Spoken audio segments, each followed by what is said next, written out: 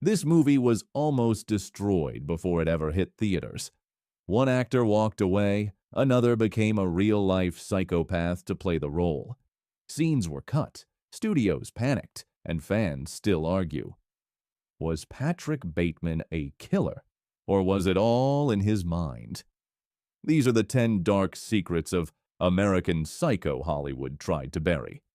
Did you know that Christian Bale wasn't the first choice to play Patrick Bateman? In fact, Leonardo DiCaprio, fresh off the Titanic phenomenon, was set to star and had even announced his involvement at the 1998 Cannes Film Festival. But here's where it gets interesting. The studio, Lionsgate, had dollar signs in their eyes with Leo attached. They immediately boosted the budget from $10 million to $40 million. But director Mary Harron stood her ground, insisting that DiCaprio was wrong for the role. She believed his teen heartthrob status would distract from the film's darker message. When the studio pushed forward with Leo anyway, Harron actually walked away from the project. Eventually, DiCaprio backed out to film The Beach, and Harron returned, with Bale as her Bateman. Can you imagine a world where Jack Dawson became Patrick Bateman instead? Would we have gotten the same iconic performance? Patrick Bateman might be fictional, but his character draws from some very real and very disturbing inspirations. Author Bret Easton Ellis has confirmed that Bateman's character was primarily influenced by Ted Bundy, specifically Bundy's ability to appear charming, successful, and completely normal while hiding his monstrous nature. That disarming smile, that practiced charisma. Sound familiar? But the inspiration doesn't stop there. The character also borrows elements from serial killer Ed Gein, particularly his furniture made of human skin, and even the infamous co-ed killer Edmund Kemper. It's this cocktail of real-life horror that makes Bateman so unnervingly authentic. He's not just a monster, he's a monster we've actually seen before in our headlines. Next time you watch the film, ask yourself, what's more disturbing, the fictional character or the fact that he's built from real people who walked among us? If you thought the violence in American Psycho was graphic, you should know you're watching the toned-down version. The original cut received an NC-17 rating from the MPAA, essentially a commercial death sentence. To secure the necessary R rating, Harron had to make significant cuts, particularly to the infamous threesome scene between Patrick, Christy, and Sabrina. The original version was far more explicit, with extended scenes of violence against the women. Harron later admitted that cutting these scenes actually improved the film, saying, "I think it's more effective to show less and leave more to the imagination." But here's what's truly disturbing. The producers were actually more concerned about showing Bateman's naked body than the violence against women. Christian Bale has commented that he had to argue to keep the scene where he chases a victim while naked with a chainsaw, because it perfectly captured Bateman's complete detachment from reality. In perhaps the strangest piece of method acting ever, Christian Bale based Patrick Bateman's personality on Tom Cruise. During an interview with director Mary Harron, Bale revealed that he watched Cruise on David Letterman and saw this very intense friendliness with nothing behind the eyes. Harron described it as the essence of Patrick Bateman, someone who's desperately trying to fit in but doesn't really know how. Look closely at Bateman's unnervingly wide smile. It's overenthusiastic yet somehow empty conversational style, and that 1,000-yard stare. It's an exaggerated version of Cruise's public persona, intense, polished, and just a little bit off. What makes this even more fascinating is that Tom Cruise actually lived in the same building as Bret Easton Ellis when he was writing the novel. Coincidence? Perhaps.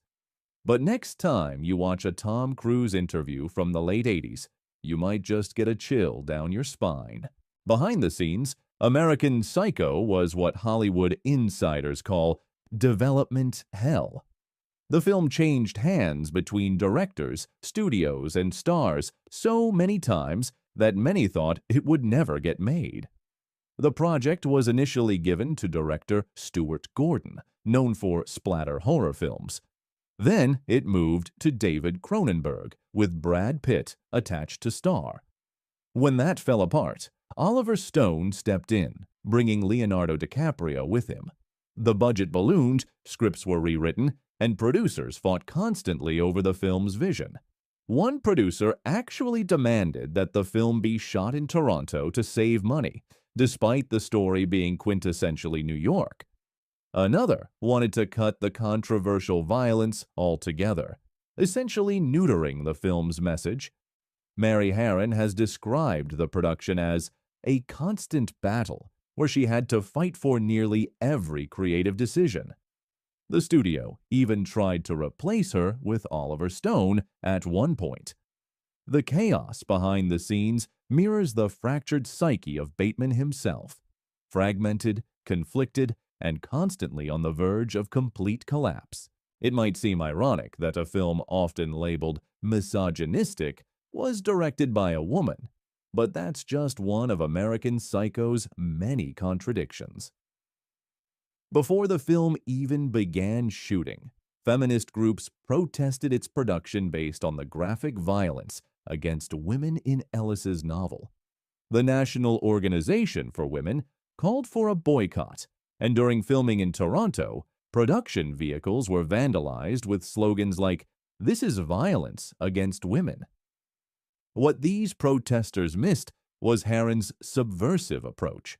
Rather than glorifying Bateman's misogyny, she used it to expose the toxic masculinity of 1980s Wall Street culture.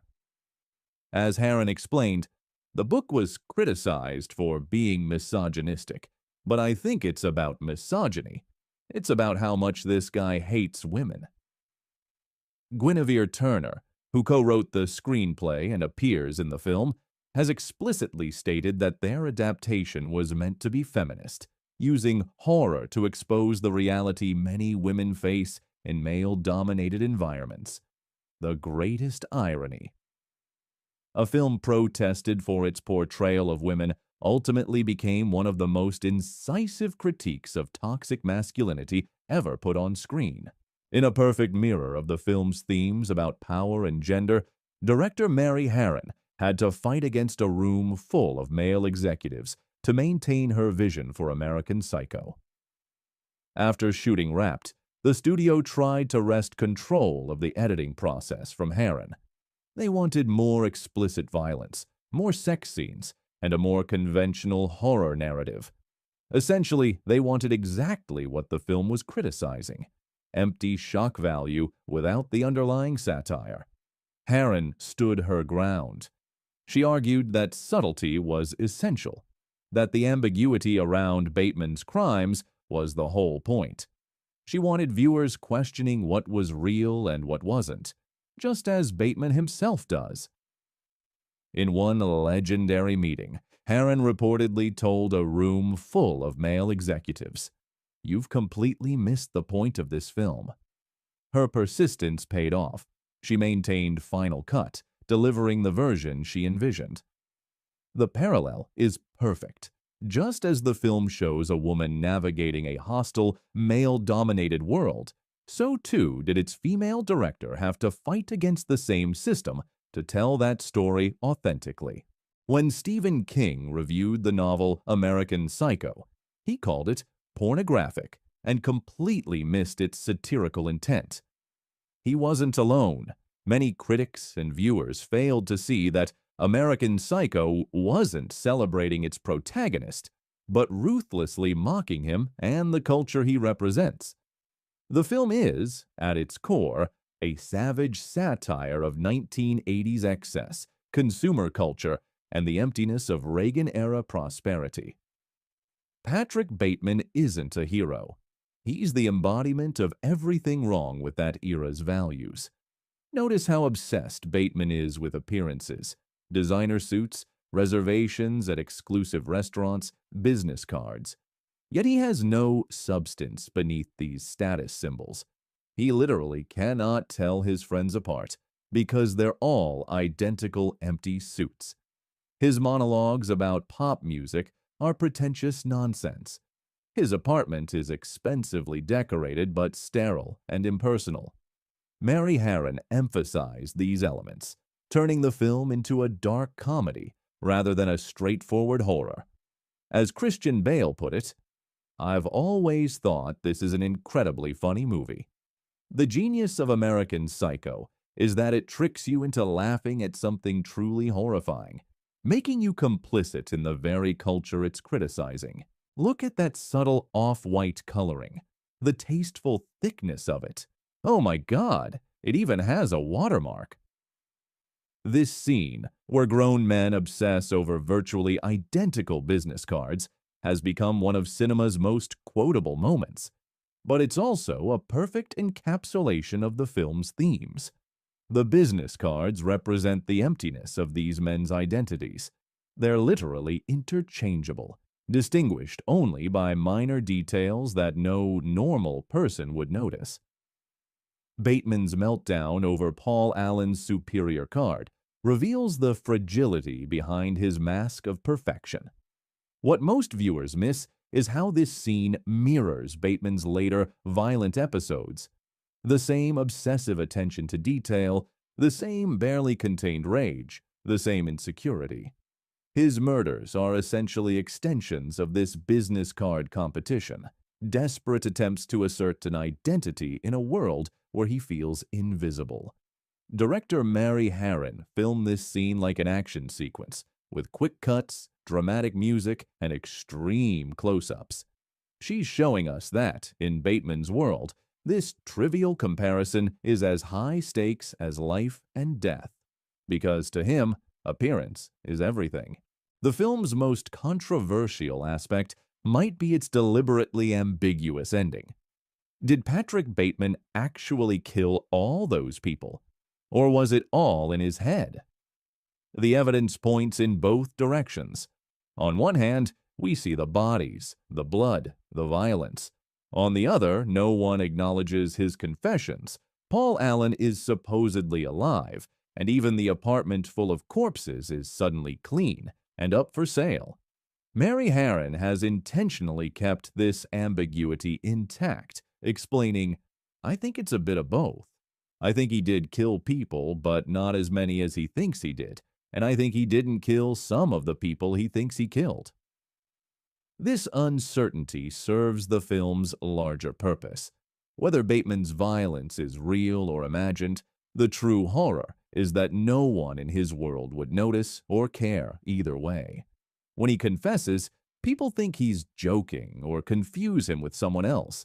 His existence is so empty that even his most extreme actions leave no mark on the world.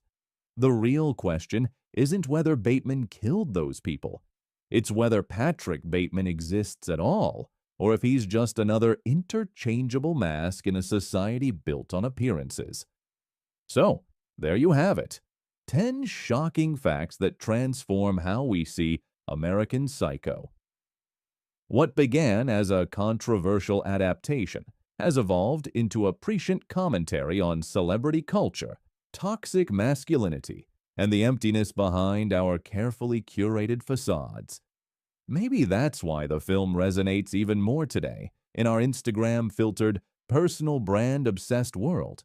We're all creating versions of ourselves for public consumption, though hopefully with less chainsaw action than Patrick Bateman. What do you think? Was it all in his head? Did Mary Harron's vision improve on the novel? Let me know in the comments, and don't forget to subscribe for more deep dives into cinema's most fascinating films.